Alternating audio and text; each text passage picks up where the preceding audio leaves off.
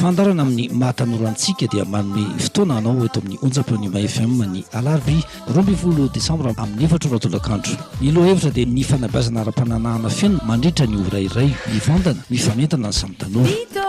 mandray vahiny antsatarby européenne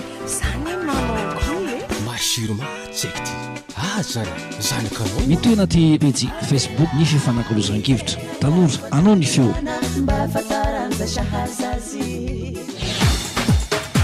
inatokolosogoavy tonga anatin'ny fanaramanokanatsika miaraka amin'ny médecin du monde miaraka amin'ny antioa ny alliance des jeunes pour la planification familiale moa zany zay resadresaka misimisy kokoa momba ny antsony hoe fanabeazana ara-pananahana amin'ny ankapobeany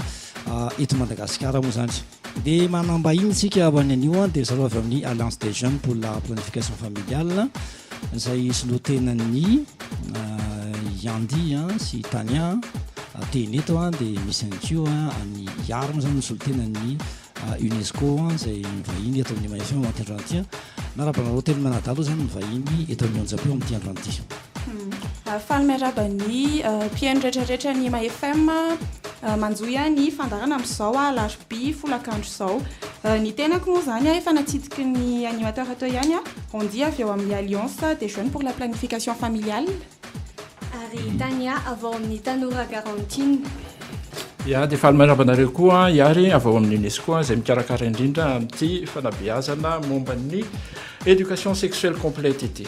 eto moa zany nareo iresaka misimisy kokoa momba an'izay fa dia hoe nga mahatsara fatarina dia meloha hoe inona mana moa zany ny reto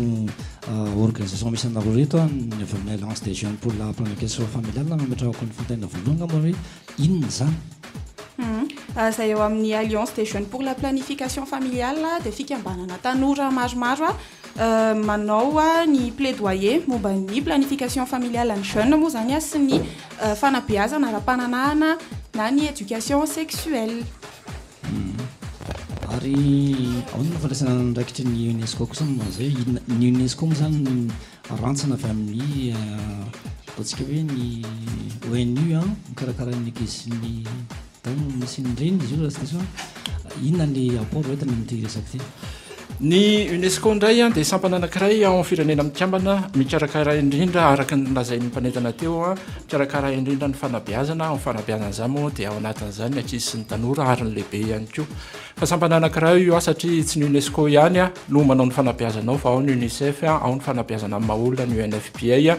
ao ihany koa ny rantsana anankiray ny ONU-SIDA izay mpitarika anay amin'ity fanabeazana izay resantsika sehatra resantsika ety dia ny éducation sexuelle complète iny ary melohany dirantsika lalina amin'ny resadresaka moa zany zay mahakasika ny momba fanabeazana ara-pananahana sy antsika ira anankiray ngamba iomanantsika ampiaina ny tokatranana anaraka tsy tapaka ny fandarantsika ity mandritra ny adiny ray monja efa marina arety mifindra tsy vandy aretigny ratsy sy datsy misangy azony tavelanao mampamangy ndray maloto anao ndray misantsy natsaiky lelahy natsaiky mamangy asa manety tsavatambitao anegninanao fa ho azo hitamy fa igna natokana io tsisy tambe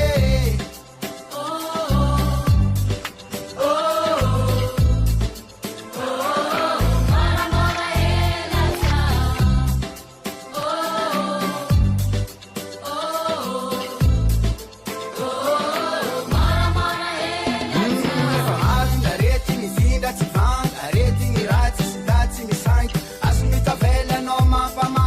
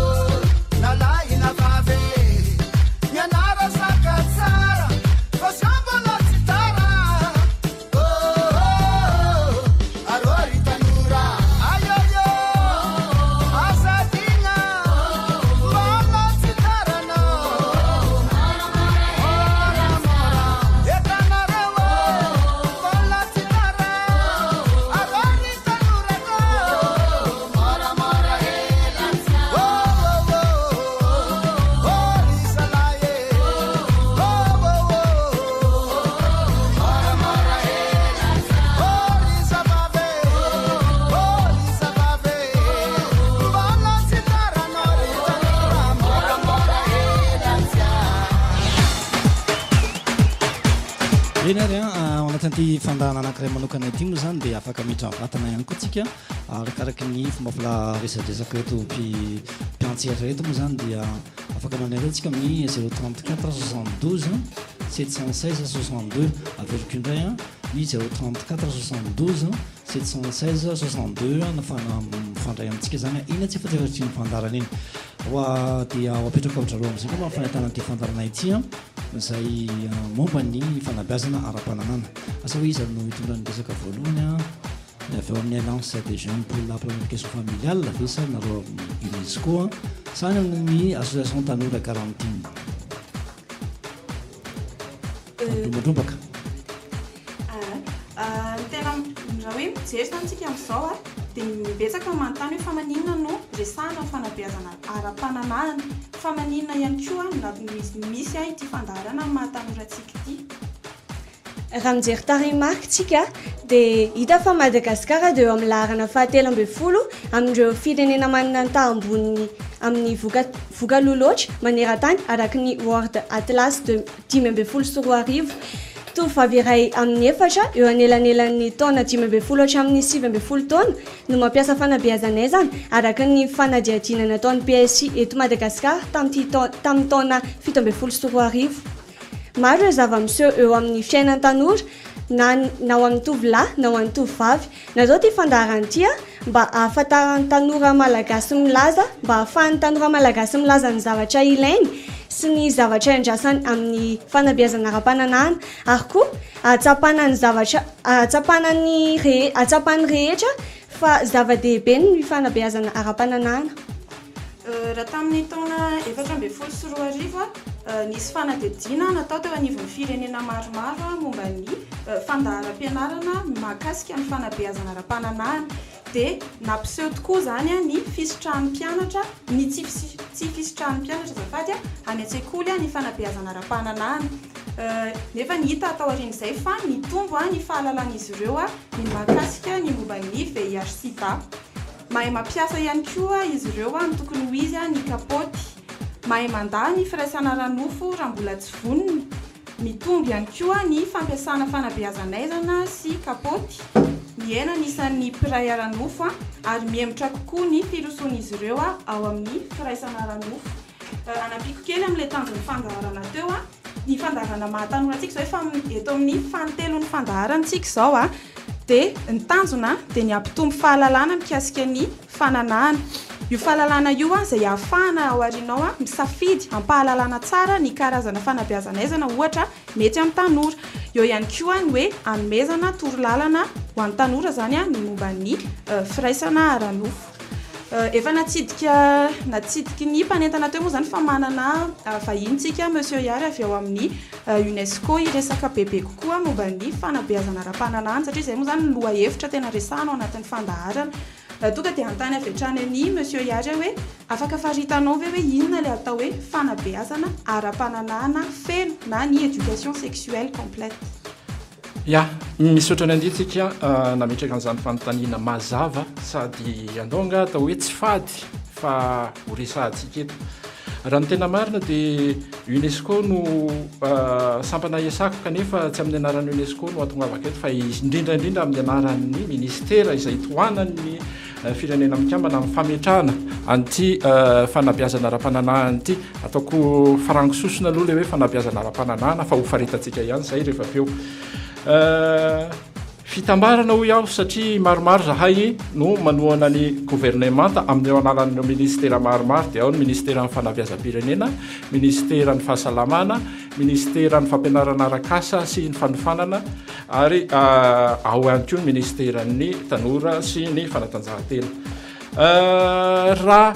izahay firenena mikambana no anontaniana hoe inona ny famaritana ny ialatsiny amin'le voambolana teknika satria sarotsarotra ihany mandika an'izy ity amin'ny teny malagasy fa raha ny tena marina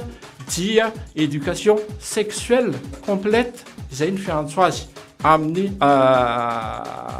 appellation internationale fa isika malagasy kosa dia nandika izany amin'ny fomba voahevitra ary voafaritra tsara amin'ny hoe fanabeazana ho an'ny fahaiza miaina mirindra eo anivon'ny sekoly raha ny fanabeazana andresahana dia izay ny fandikana azy amin'ny teny malagasy hoe fanabeazana ho an'ny fahaiza-miaina mirindra eo anivon'ny sekoly.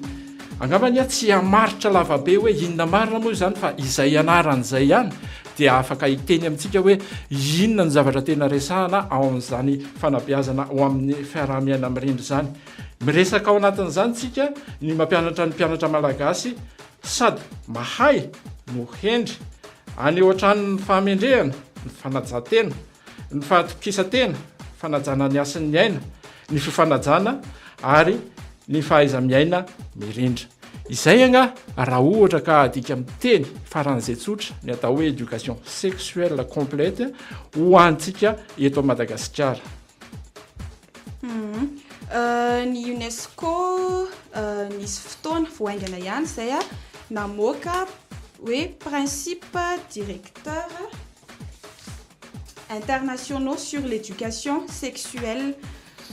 Afaka lazalazainao ve ny mandrafitra ireo principe ireo lohahevitra zany voarafitra ao anatin'izany principe directeur zay.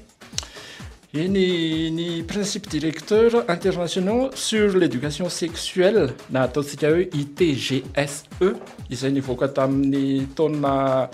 17 dia boky iray entin'izao tontolo zao mamaritra sy mandamina ny atao hoe fanabeazana mirindra izay ny fahitatsika teo ny éducation sexuelle zany. Agence maromaro ao amin'ny Nations Unies no niarany kaondoha tamin'izy io ao anatin'izany ny ONU Femmes, ny ONU Sida, ny UNESCO mazava ho azy moa, ny OMS ary ny FNUAP, tsy adino ny UNICEF. Raha ny tena marina dia mamaritra indrindrandrindra ny approche rehetrarehetra na approche socio-économique io na approche socio-culturelle na approche pédagogique izay mety ary tsaratsara kokoa hitondrana an'ilay fanabeazana hoentintsika ao anatin'ny éducation sexuelle.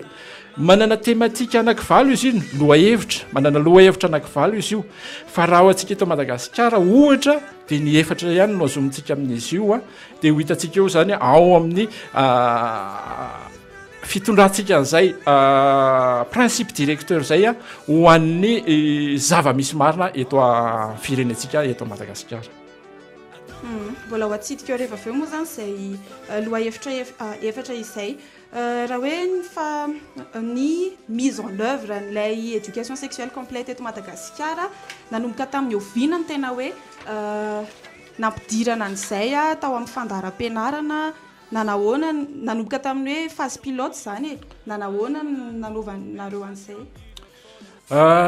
Somary ezaka lavidavitra izy io satria misy fito raha ho tantaraina eto fa tsy maninona fa ho tantaraintsika eto efa tany amin'ny taona 2012 tany ny firenena mikambana no nanampy ny gouvernementa malagasy amin'ny eo alalan'ny ministera ny fametrahana anty éducation sexuelle complète ity. Natombokontsika zany tamin'ny fanadihadiana aloha izay zava-misy marina eto atoerana araka nefa voalazanareo tery aloha tery ihany dia ao anatin'ny vokatra azo tamin'ny fanadihadiana atao hoe SERAT na sexual review assessment tools izay ny anaran'le fitaovana nentintsika nanaovana fanadihadiana tamin'izany hita vokatra tamin'izany fa miena arakaraka ny leson'ny klasy ambonimbony kokoa ny fanabeazana mahakasika ny fiaraha-miaina. Izany hoe raha aty amin'ny 6e ianao dia mbola misy io fa rehefa tonga any amin'ny 3e any ianao efa tsy resahana intsony le izy. Dia ny hita tamin'izany ihany koa dia tsy misy afa-tsy taranja iray ihany no mampiasa n'ilay no mampiantra n'ilay fanabeazana mikasika ny fiaraha-miaina dia tsy ninona zany fa ny taranja zavaboary. Taranja zavaboary ihany no nanadiady momba an'io fanabeazana amin'ny mahakasika ny fiaraha-miaina io. Rehefa hita ary zany vokatra zany dia tamin'ny taona 2012 miditra tsehatra ny ministère ny fanabeazam-pirenena nametraka lasitra izay atao hoe cadre de l'orientation à l'éducation de la vie en harmonie izany hoe niezaka ny technicienne tao amin'ny direction de curricula et des entrants nametraka lasitra anankiray hoentina mampianatra sy manao approche ialatsiny amin'le teny voambolana teknika fa somary sadaikatra ihany ny tena satria raha ho tenena amin'ny teny malagasy le izy dia tsy malaza miheviny tena marina manao approche ho iateo manao approche hoe ahoana ny tondratsika nyity éducation sexuelle complète ity a dia namoaka zay boky zay ny DCI la direction des curricula et des entrants atao hoe cadre d'orientation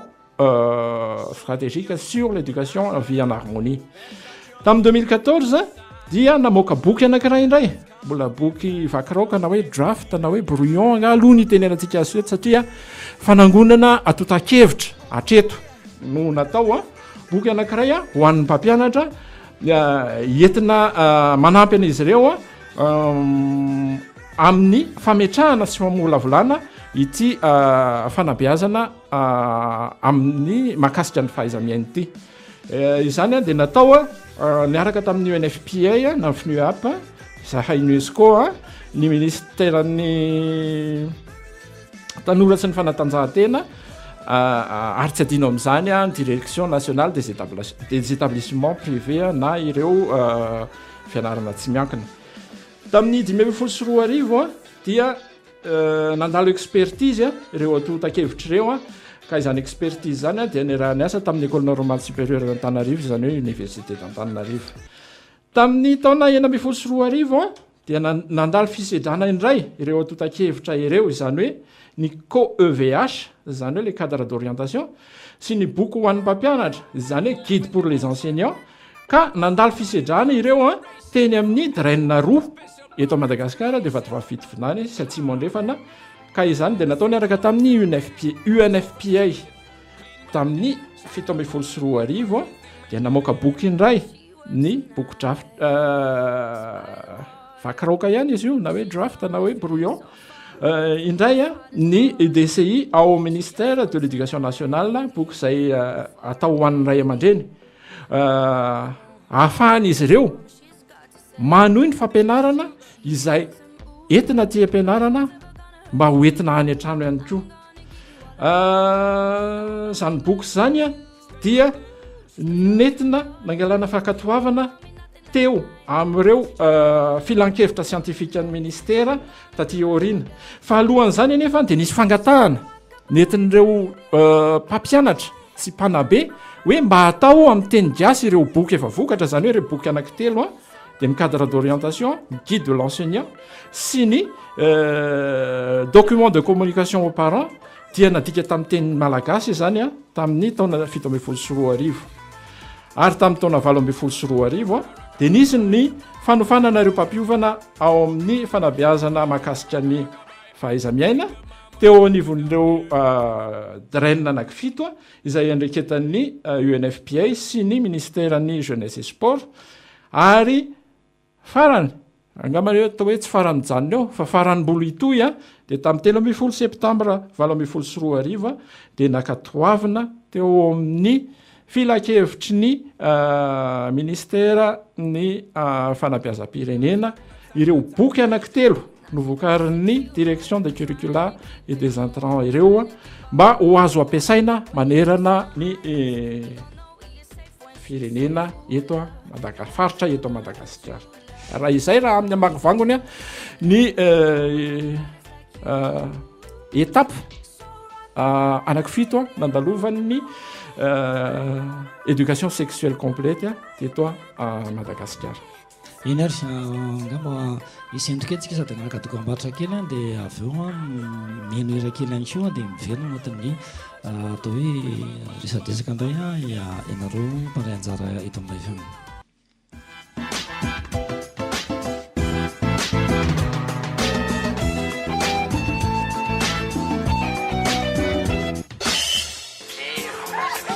efa maro ny arety mifindra tsy vandy aretigny ratsy sy datsy misandy fandarana amin'ny mahatanorantsika dia manome fotoana anao eto amin'ny onjam-peonima FM ny alarobia 12 desambra amin'ny 4 ny loha hevitra dia ny fanabeazana ara-pananahana feno mandritra ny orairay mivondana mifanentana ny samy tanora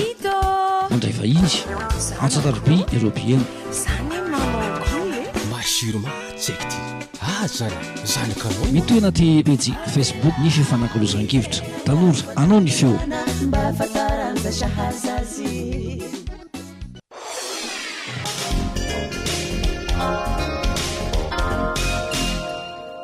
ry malagasy namako sapako fa miandrandra fanavotana ianao ho filoham-pirenena mendrika ny safidinao aho ary ametraka ny Madagasikara eo amin'ny toerana tokony isy azy koa ampio aho ry malagasy namako ampio aho mba anavitra amin'ny firenena ampio aho mba ahafahako manampy anao dio Andry Rajoelina candidat larana faha-10 isika rehetra anavitra amin'ny Madagasikara fa ny fitiavana amin'ny lehibe indrindra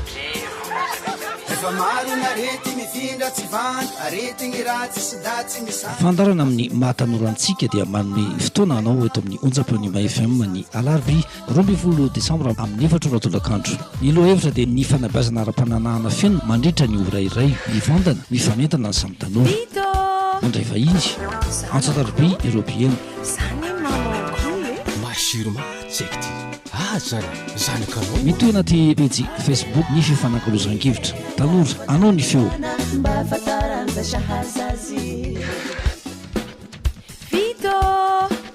sakafo zanako atable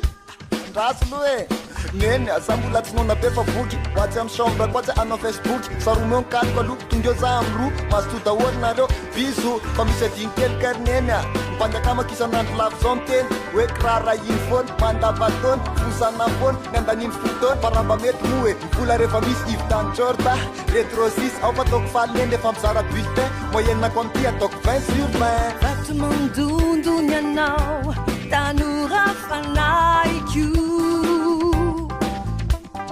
zay rehetra hitanao midorehitra vaova margoro sampanana miolika visavanana kamaiza mifidy mba tsy tozony mangidy ianarano avy ianarano andrandrainy ka miray saina oreareny fianakavina tianay ho tafita irinay avita isondro trisanandro lasavone avo ho tsara fijery ho tomanankery mba tena miratra mamonky bokala me reste cool fa za tsy maintsy midefoly allo zahoana anazy fa nareo mantsefatsy alapagy impiro tanora amity tanty avelo zampa ivoaboaka ohatrohatra anatina boîte de nuit ifoka sy iakatoka be de be ny fakampanay fianao mantsy moravy ny fiotanampora soa ampitoniana fianarano andry iamtenana ratrizay ka mivondrono iray mizoro saina sy fantray tinay ho tafita irinay avita isondro trisanandro lasavode avo ho tsara fijery ho tomanankery mba tena miratra zanako zany mamanko e mba olombanina zay endranareo zay ny antony Facebook ary boaty atsitsy maneo iny zany fefa betsaka ny vedy efa mitady tena hita dia avaky amin'ny nateo azika dika maro nataoko dia mama tsy niala sy mitsaritra mihitsy manongo ny bedy ty zanakadala ka normal izy raha be moral manekolasitsika amitsamy rehefa mitety no firaly lo le siova oendry amizay sasatsika amitsamy mavily rehefa raha aly ianarano avy ianarano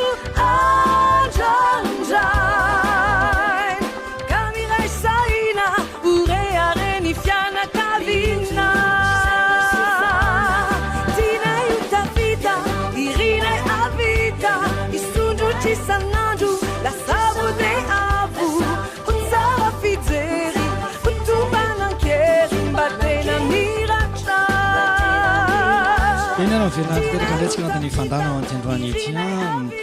tiana ho tafita tokoa taloha matotolona hevitra momban'izany hoe éducation sexuelle complète zany dia tsy malavalava-kely moa resantsika teo fa dia sentoke zany tsika fa dia mbola mitoy ihany anao zay milina ihany koa mba afa raha te hiditra amin'ny vatana efa pitafatafa amin'ny zareo eto dia afaka miantso ny 034 72 716 62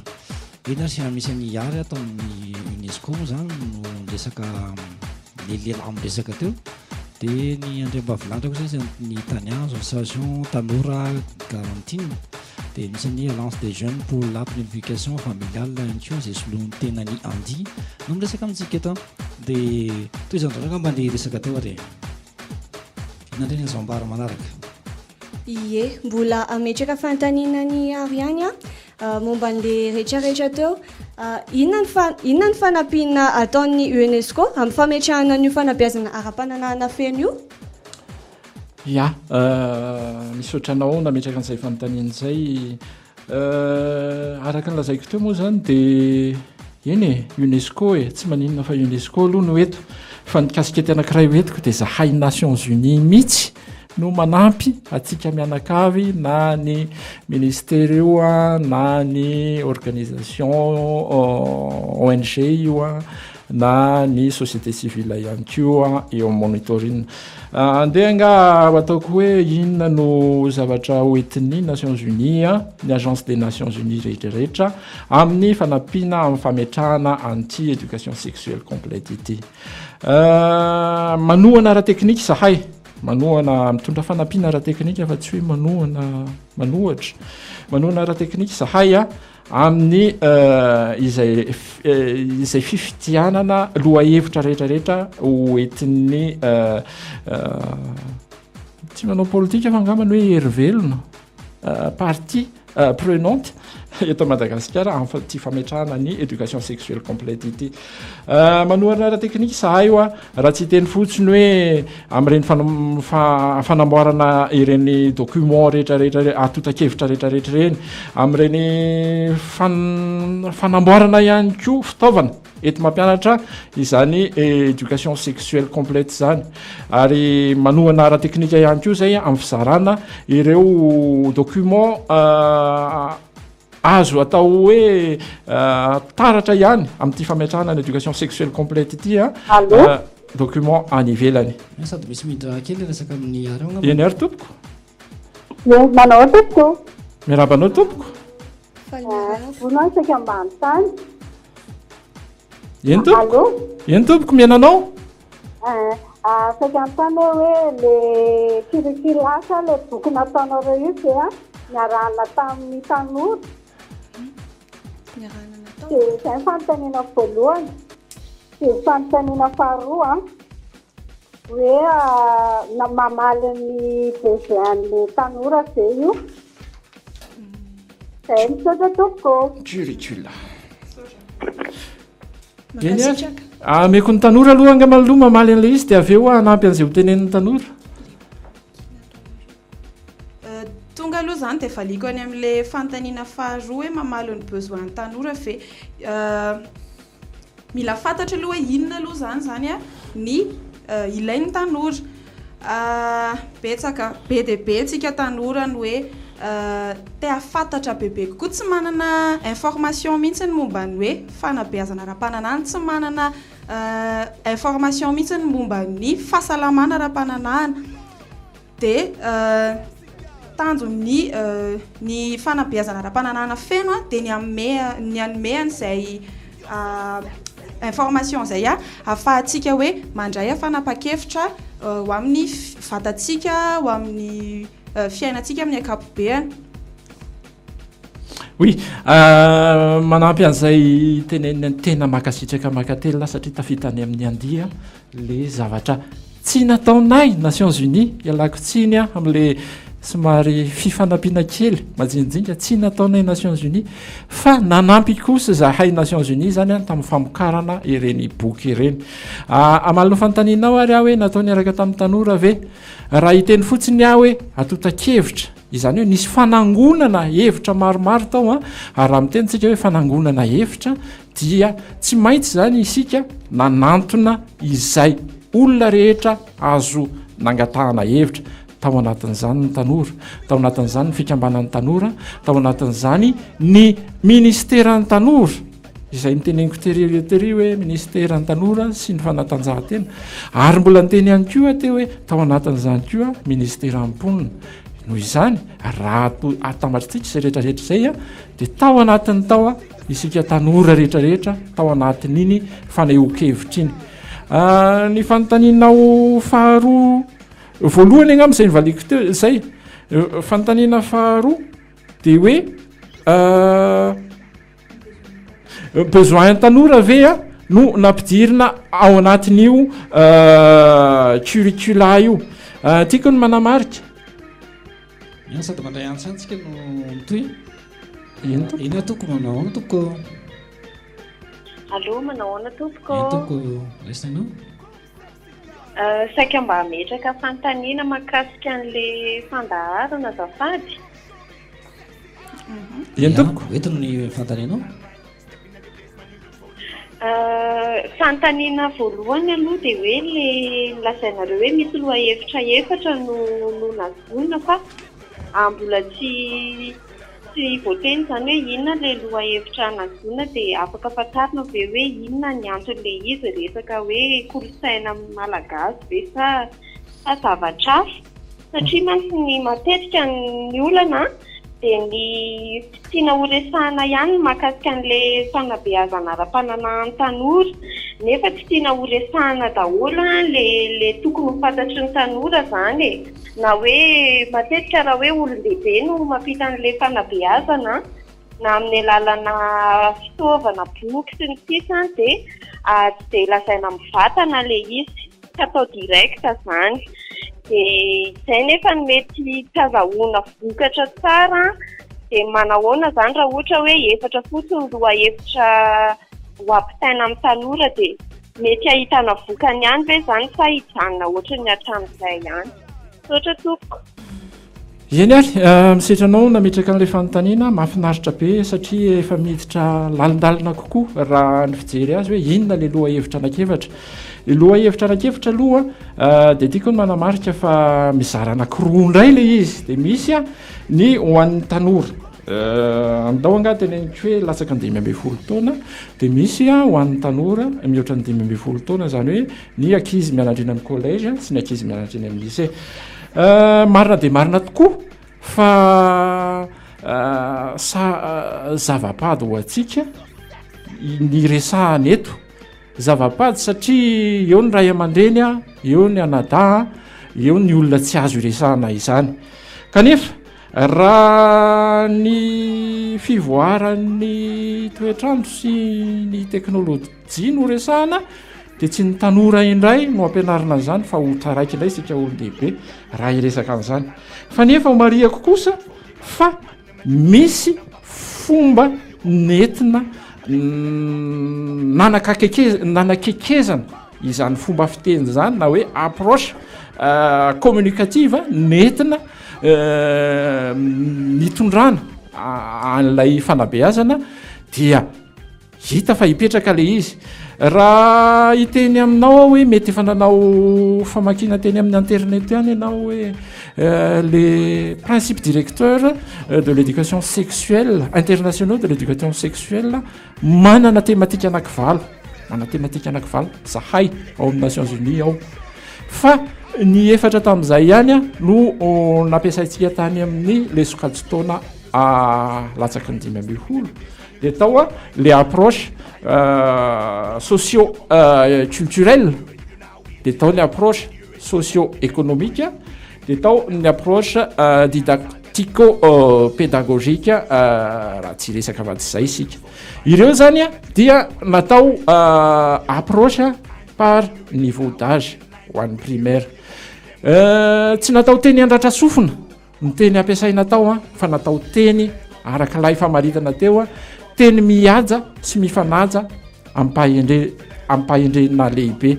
kanefa kosa tsy natao teny miolaka fa natao teny ho azony zanakitsika tsara amin'ilay hoe anana ny asin'ny aina izy izay le tanjotsika zany dia hahay anaja ny asin'ny aina izy araka ny fanabeazana omena azy oaty amin'ny sokajy taona mihoatra ny 5 taona kosa dia rahame atotanisa maromaro vitsivitsy raha anaraka ny namako tetsy aloha ame atotanisa maromaro vitsivitsy alohan'ny anazavako hoe inona moa zavatra resahana any amin'izany sokajy taona mihoatra ny 5 taona zany dia andao ane 20 isanjato amin'ny vehivavy amin'ny tovovavy ary 10 isanjato amin'ny tovolahy no manomboka manao firaisana ranofo alohan'ny 5 taona zay aloha ary raha ohatra ka ny fanombohana fanaovana firaisana ranofo 7 isanjato kosa no efa miaina sahady ao anatin'ny firaisana ka ny 2 isanjato n'izany a dia efa niteraka ray farafahakeliny raha ho an'ny mpianatra any amin'ny kolejy na any amin'ny lycée dia 3 azafady a 3 isanjato amin'izy ireo dia manao firaisana ranofo ary raha ny baka teo ny jerena dia 30 amin'ireo vehivavy kandida 30 azafady fa tsy 30 amin'ireo vehivavy kandida no bevoka ary alatsiny ala fondro eto ny mampatsiahany ty fa ray tamin'izy ireo dia maty teny ampanaovana alay taranja fanatanjahantena amin'ny baccalauréat 2018 ny tiako tenenina an'izany dia izao tsy ho afina fenina amin'reto tanora olon-dehibe mianatra any amin'ny lycée reto ny fanabeazana amin'ny mahakasika ny fahaiza-miaina fa ao anatiny ao daholo ireo thématique izay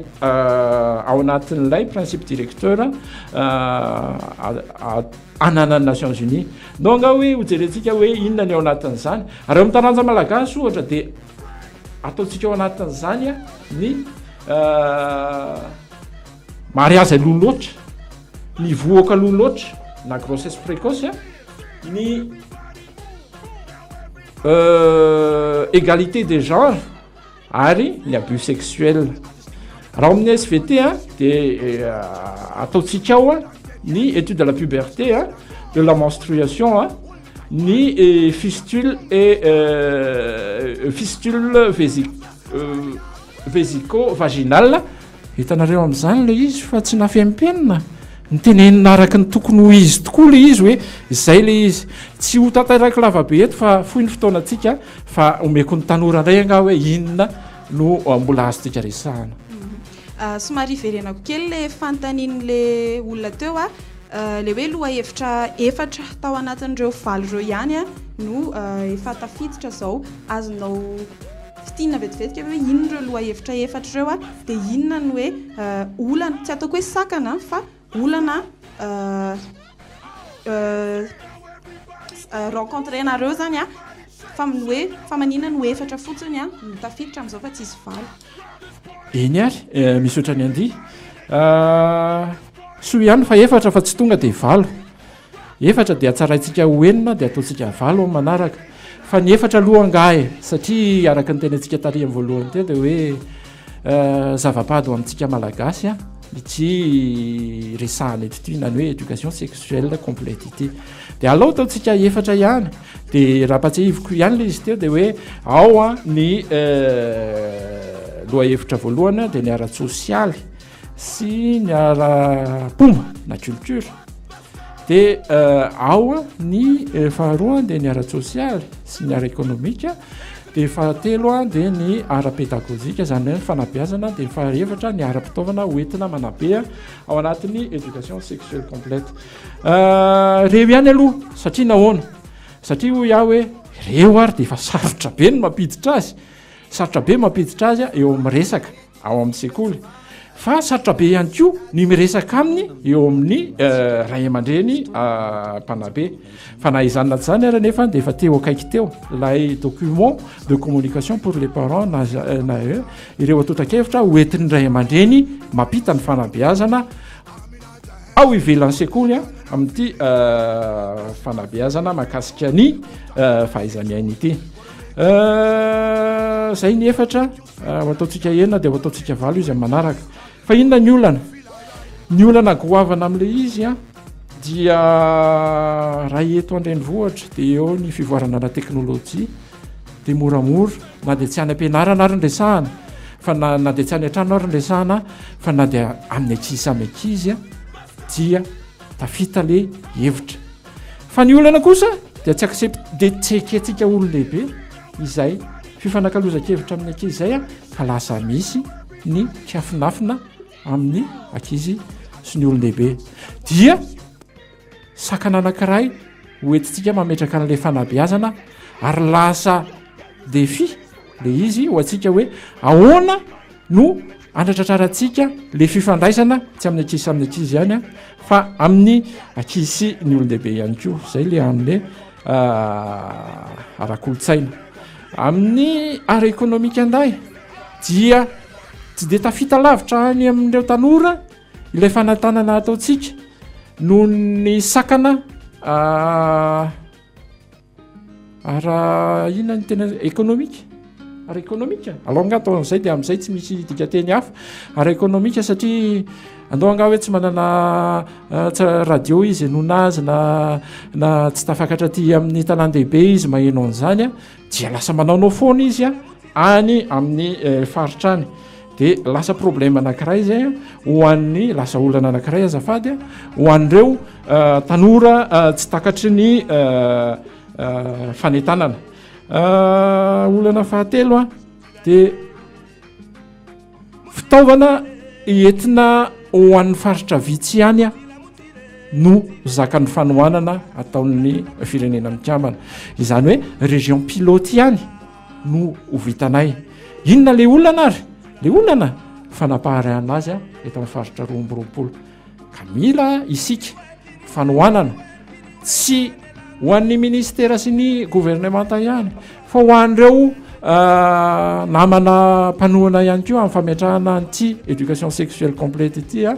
mba tsy ho olana arabola na olana ara-toerana ihany le izy fa olana hovahantsika mianakavy misaotra betsaka ny monsieur Yary zany na ame fanazavana bebe koa momba n'ilay olana sy ireo loha hevitra mazava ihany koa fa ny fanamby lehibe zany zao dia ny fanaparitahana mihitsy amin'ny faritra 2020 ny fampidirana an'izay sy ny fampiarana ihany koa ny fanabeazana ara-pananahana feno izay ho an'ny ho amin'ny zafady ahoana kosarany raha ho aminareo zany ahoana inona ny tena hoe tombontsoa lehibe amin'ny fanabeazana ara-pananahana ye ny tombontsoa lehibe eo amin'ny fanabeazana ara-pahalalahana dia tsotra ihany angamba eny ary misy antso manao ny tompoko allo eny tompoko allo manao tompoko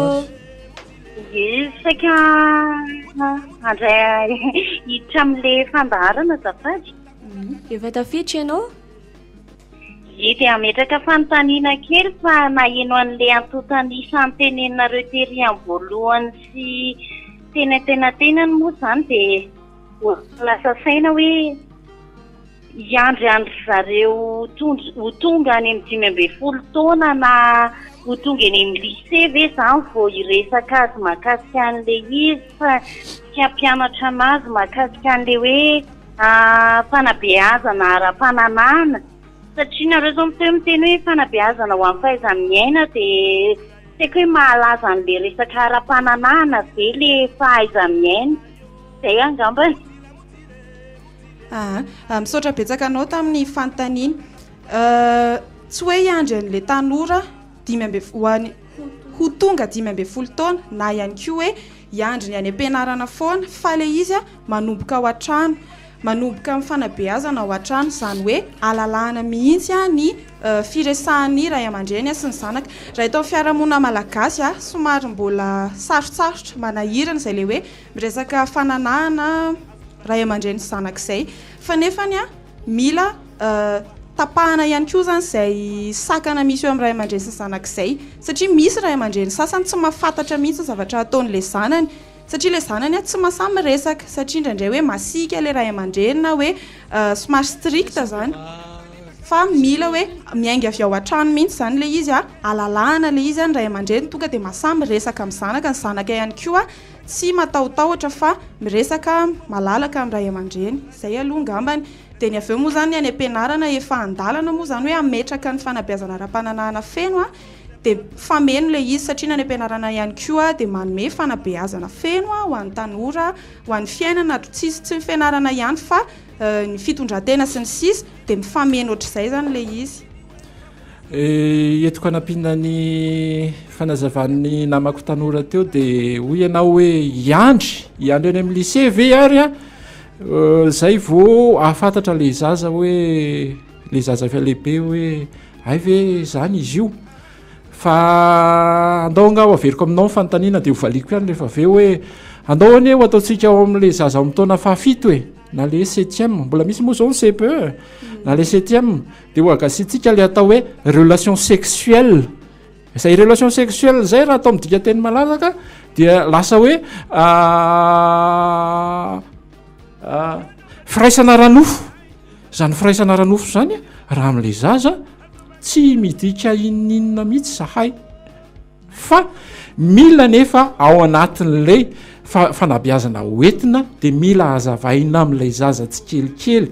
hoe tsy ny fifandraisan'ny akikely sy ny akibe ho an'ny lasy vavy akoriny no mahabe voka fa misy fanabeazana izay ireo mpampianatra efa nomena an'le guide pour les enseignants izy ireo zany no afaka manazava tsy moramora n'ilay zaza hoe inona natao hoe fahaiza miaina mba hitondrana azy tsy kelikely hiakatra any amin'ny lycée rahatr'izay hoe ay moa zany tokoa izy io izany hoe misy fitohizana zany le aty amin'ny fanabeazana fototra miakatra makany amin'ny fanabeazana ambara tonga faharoa ny tiako tenenina zavatsika azy anaraka dokam-batraka etsika satria efa katroka ny amin'ny 5 dia avotsika mamarana ianao anatin'ny 10 minitra mamarana ny fandarana angambany satria dia efa tapaka ny radio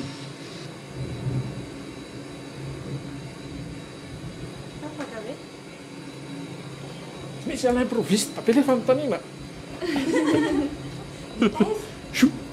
le inona ny apport l'éducation sexuelle tenena inona le apport le fanontaniana talohan'le zaraka tapaka ina ry latsinkiny ny fatapahana teny ambony tsimpona moa zany zay navoatsika teo iny fa dia efa amarapahana ny fantarana raha teo moa zany tsika eto zareo avy eo amin'ny UNESCO misy ny solotena niary misy ny alliance des jeunes pour la planification familiale ny association tanora garantine resaka momba ny antsoina hoe éducation sexuelle complète amarapahana ny fandarantsika inona no azo ambara amin'ny tinana ny fandarantsika ho an'ny androana azy misaotra betsaka ny monsieur Iary nanaiky ny vahiny atao anatin'ny fandarana mahatanoratsika efa ao anatin'ny famaraparanana moa zany tsika tamin'ny loha hevitra fanabeazana ara-pananahana feno izay nivelabelarina tamin'ny tsika teto inona no afatra ho an'ny mpiaino sy mpanaraka ny fandaharana monsieur Iary eny ary misaotra ny tany misaotra ny andeha ihany koa tamin'ny fiarah-miasa namelabelarana anty fanabeazana mikasika ny fahaiza-miaina na nadikatsika amin'ny teny malagasy hoe fanabeazana ho amin'ny fiarah-miaina mirindra eo anivon'ny sekoly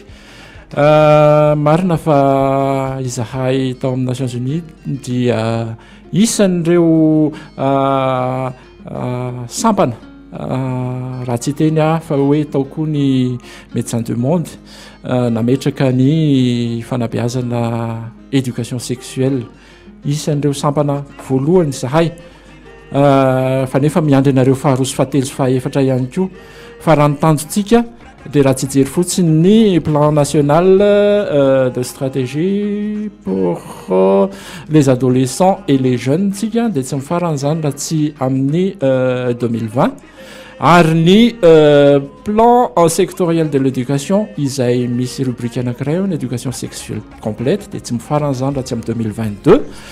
ary ny éducation 2030 raha reo nijerena dia mbola lavitra ny ezaka ka dia manentana eto zahay areo mpiaramimonantoka rehetrarehetra mba hiara isalahy sy fametanana amin'ny fametrahana enona dia hevitra fotsiny ara amin'ity fanabeazana mikasika ny fahaiza-miaina eo anivon'ny sekoly ity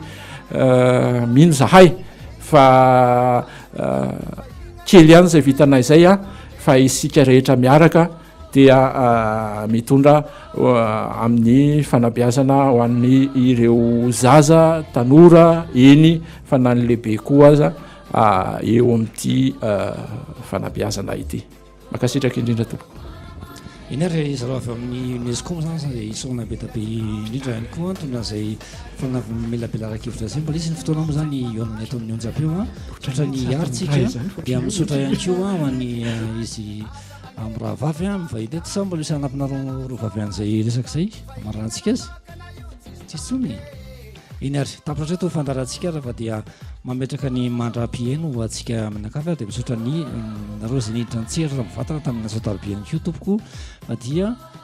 toy ny mozika atsika raha anatin'le ira mananananatra be ny bulletin tsy hoe moramora ely efa maro ny arety mifindra tsy vangy arety ny ratsy sy datsy misangy azony tavelanao mampamany ndray maloto anao ndray misansy na tsaiky lehilahy io na tsaiky manangy asa manety tsavatambitao anegninanao fa ho azo hitamy fa ignana tokana io tsisy tambe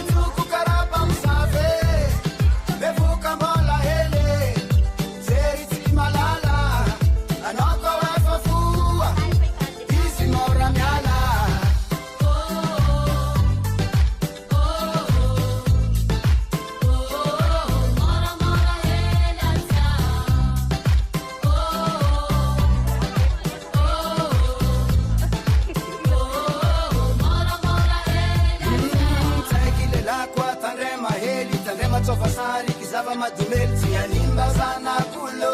zanakolo mbola